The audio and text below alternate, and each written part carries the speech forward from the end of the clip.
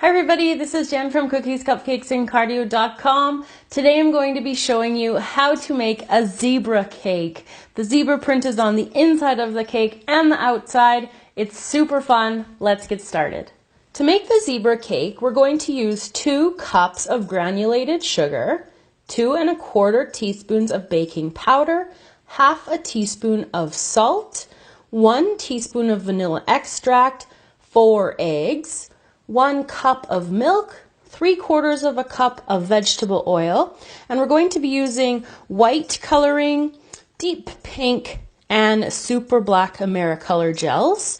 And it will also go with 2 1/2 cups of all-purpose flour. Then for decorating, we're going to be using white buttercream, black fondant, and pink buttercream.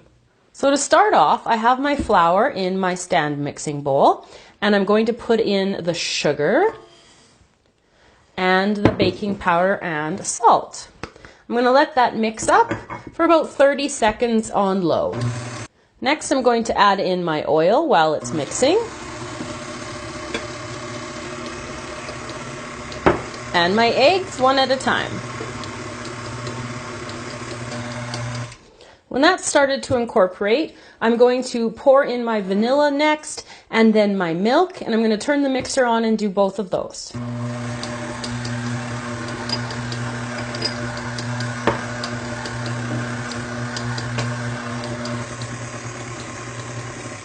So you want to mix this until it is all completely combined, and I'll be back to show you the next step after that.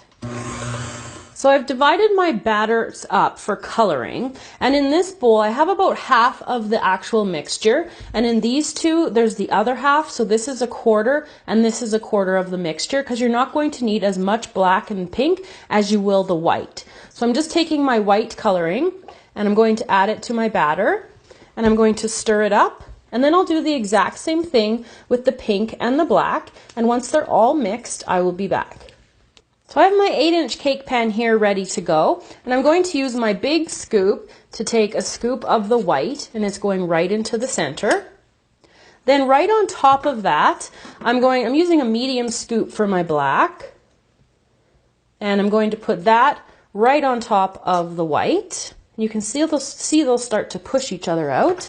And then because my pink one is really small, I'm going to do 2 of those on top of each other, like that. And now I'm just going to repeat it. So obviously this will be enough for 2 of these 8-inch round pans. And so you'll need to do this, use up half your batter for this first pan, and then repeat again with your second pan.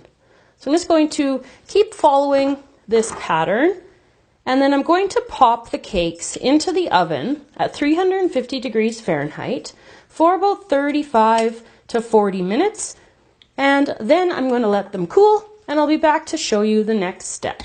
So the cakes are cooled and I've leveled off the tops, and now I'm going to take my white buttercream and I'm going to fill it into the middle, and then I'm going to go around the outside and give it a nice good coat in order for the fondant to be able to sit on top of the buttercream.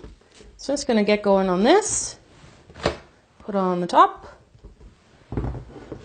and cover. So when I'm finished covering, I'll be back to show you how to put on the fondant zebra stripes. So I will see you then.